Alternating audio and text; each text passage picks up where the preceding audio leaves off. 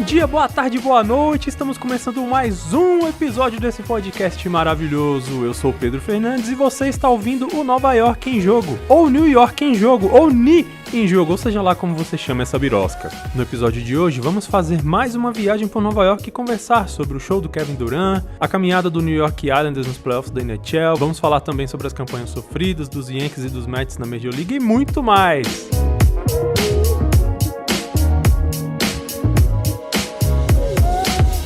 Passando rapidinho aqui de skate pelo Madison Square Garden e não vou nem entrar porque os Knicks seguem no período de off-season da NBA. Como as coisas estão paradas por aqui, a única notícia relevante em relação ao time é a indicação do Julius Randle para o segundo time do All-NBA Teams. O All-NBA Team são as 3 seleções montadas com os 15 jogadores de maior destaque da atual temporada. Os 5 melhores compõem o First Team, ou primeiro time, do 6º ao 10º compõem o Second Team, ou segundo time, e do 11º ao 15º, o Third Team, ou terceiro time. Pra gente aqui interessa o Second Team, que é formado pelo pivô Joel Embiid, do Philadelphia 76ers, que continua lutando nos playoffs, os armadores Damian Lillard, do Portland Trail Blazers, e Chris Paul, do Phoenix Suns, que inclusive já está classificado para as finais da Conferência Oeste, e os alas LeBron James, do Los Angeles Lakers, e o nosso guerreiro Julius Randle, dos Knicks. Apesar de não ter feito uma boa pós-temporada, o cara destruiu durante toda a temporada regular e conquistou o merecido lugar no All-NBA Teams. E o Garden já ficou pra trás e a gente segue aqui o nosso caminho passando na frente do Empire State, virando aqui na esquina da 33 com a 5ª Avenida, desviando dos táxis e bikes rumo ao Brooklyn, porque nós vamos falar sobre os Nets. E os Nets seguem nos playoffs. No último domingo, dia 13, o time perdeu o jogo 4 para os Bucks em Milwaukee e a série ficou empatada em 2-2. O destaque da partida, na verdade, ele é triste. O armador dos Nets, Kyrie Irving, saiu lesionado. Ele acabou torcendo feio o tornozelo e ficou de fora do jogo 5 na terça-feira, agora dia 15, quando os Nets ganharam dos Bucks aqui no Barclays Center. Felizmente, para esse jogo, os destaques foram positivos e muito positivos. James Harden, o Barba, voltou para o time depois de se machucar no comecinho do jogo 1 lá na série no dia 6 desse mês. A noite de terça foi mágica para os torcedores dos Nets. Kevin Durant comandou o time numa virada sensacional. Por conta de um mísero lance livre errado, o ala dos Nets não conseguiu chegar nos 50 pontos, o que seria um marco incrível.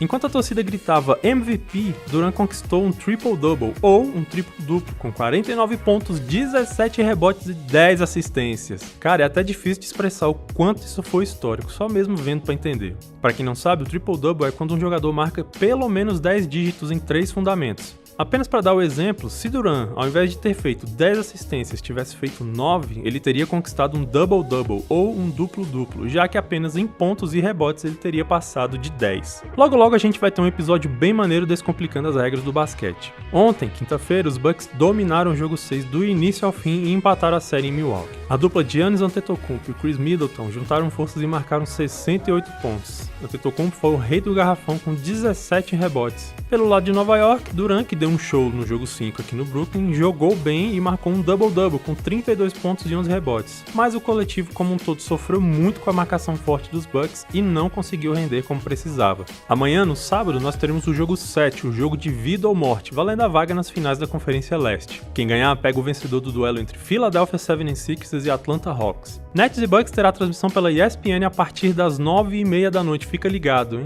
E aqui a gente fica na torcida para que no episódio da semana que vem a gente possa estar aqui conversando sobre a campanha dos Nets nas finais do Leste. E a gente continua aqui no Brooklyn porque nós vamos falar sobre o New York Liberty. No último domingo, dia 13, as Liberty bateram o Phoenix Mercury no Arizona. O destaque do jogo ficou por conta da ala de Nova York, Bethany Jalani, que fez um cestaço a poucos segundos do fim do jogo, confirmando a vitória para o time de Nova York. Apesar da ala John Cal Jones ter sido a cestinha da partida com 31 pontos, o time de Phoenix não conseguiu segurar o poder coletivo das Liberty, que teve apenas 2 jogadoras sem pontuar na partida.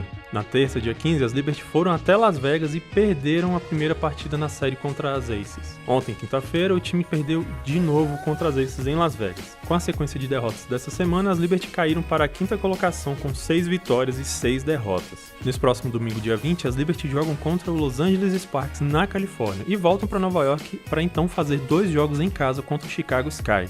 Vai ser a primeira vez que a estrela da WNBA, Candace Parker, pisa numa quadra de Nova York com um uniforme que não seja do Los Angeles Sparks. A jogadora, que passou 13 anos defendendo as cores de Los Angeles, onde ganhou um campeonato, um prêmio MVP das finais e 2 prêmios MVP da temporada, trocou de time esse ano e foi para o Chicago Sky. As partidas acontecerão na próxima terça, dia 22, e quinta, dia 24, aqui no Barclays Center. Agora vamos pegar o metrô da linha laranja e subir até o Yankee Stadium no Bronx para falar sobre os Bronx Bombers.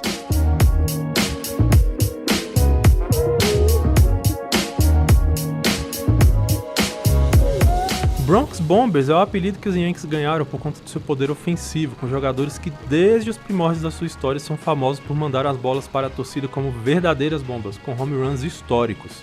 Na última sexta, dia 12, os Yankees fizeram sua primeira partida na série contra os Phillies na Filadélfia e perderam por 8-7. Já no sábado, perdeu novamente para os Phillies por 7-0.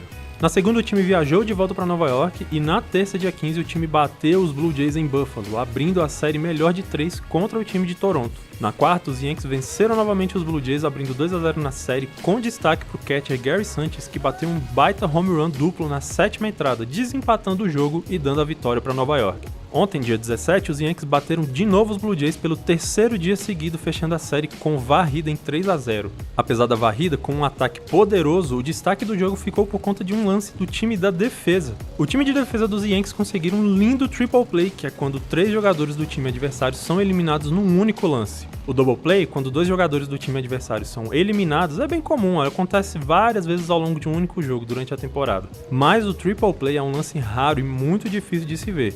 E os Yankees, nessa temporada que está agora na metade, já conseguiram 2 triple plays. Para se ter uma ideia, essa é a primeira vez nos seus 120 anos de história que o time do Bronx consegue anotar 2 triple plays numa mesma temporada. Mas pera, por que os Blue Jays estão jogando seus home games em Buffalo, que fica em Nova York, se na verdade eles são de Toronto? Então, os Blue Jays originalmente são de Toronto, no Canadá, mas desde que a temporada regular da Major League voltou em abril, o time não pôde jogar no seu estádio em Toronto por conta da pandemia. Os Estados Unidos reabriu seus estádios, mas o Canadá não.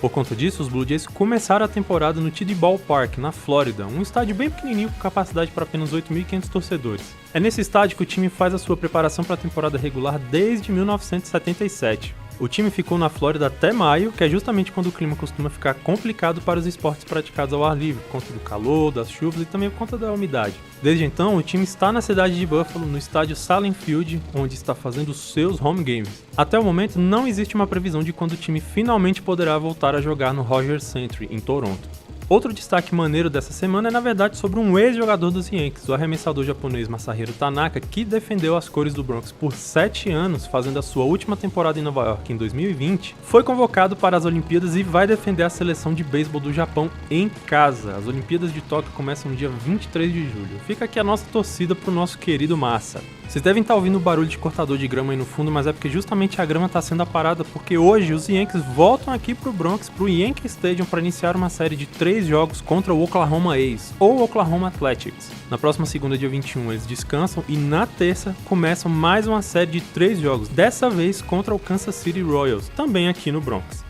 E voltando agora para Yankee Stadium Station para pegar de novo o metrô, mas dessa vez o trem da linha verde, porque nós vamos para o Citi Field no Queens para falar sobre o New York Mets.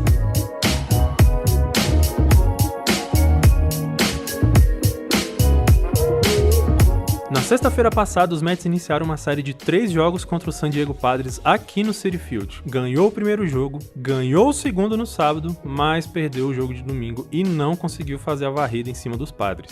Já na segunda, dia 14, os Mets começaram uma série de 4 jogos contra o Chicago Cubs, também em Nova York. De novo, ganhou os 3 primeiros jogos, mas ontem acabou perdendo, passando perto mais uma vez de fazer uma varrida em cima de um adversário.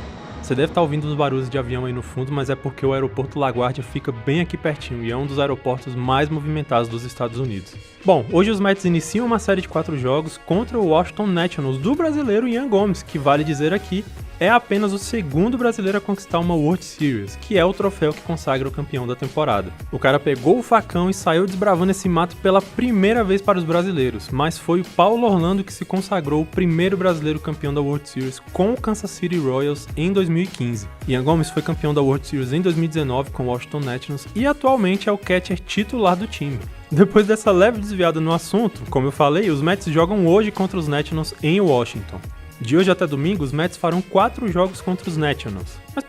Mas pera, de hoje até domingo são só 3 dias. Como assim 4 jogos? É isso mesmo. Amanhã, Mets e Nationals farão 2 jogos. É o chamado doubleheader, quando 2 times fazem 2 partidas no mesmo dia e no mesmo estádio. Isso é possível porque o beisebol não é um esporte de muito impacto e a rotatividade dos times é grande ao longo de uma partida. E tem mais uma coisa, uma partida tradicional de beisebol tem 9 entradas, mas desde a temporada passada a Major League implementou uma ótima mudança, buscando preservar a saúde dos jogadores. Agora, num dia de doubleheader, o primeiro jogo tem as 9 entradas normais e o segundo jogo tem apenas 7, dando uma aliviada pra galera. Os Mets começam uma nova série de 4 jogos contra o Atlanta Braves, mas dessa vez em casa. E de novo serão 4 jogos em 3 dias, com um doubleheader agora nessa segunda-feira, dia 21. E daqui do Queens eu vou voltar direto pro Brooklyn, porque Jets e Giants continuam em off-season da temporada da NFL e também não vou voltar lá no Garden em Manhattan porque os Rangers estão em off-season da NHL. Pegando aqui agora o metrô da linha roxa e caindo lá pro Barclays Center no Brooklyn, porque nós vamos falar sobre o New York Islanders.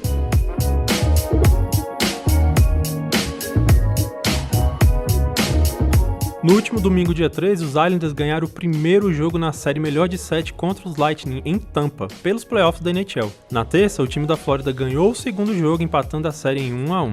Ontem, mesmo jogando aqui no Barclays Center, jogando em casa, os Islanders perderam o jogo 3 e agora a série está em 2-1 para os Lightning. Amanhã temos o jogo 4 aqui também no Barclays Center. Se os Islanders perderem, acaba o sonho de voltar a disputar uma Stanley Cup e a temporada entra em off-season também para os Islanders, assim como já está para os Rangers. Se ganharem, empatam a série em 2-2 e voltam para Tampa para disputar o jogo 5 na próxima segunda, agora dia 21, com transmissão pela ESPN às 21 horas. Fica ligado!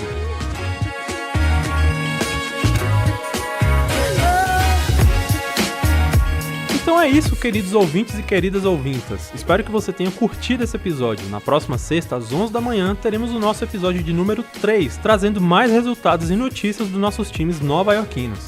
Um grande abraço e até lá! Valeu!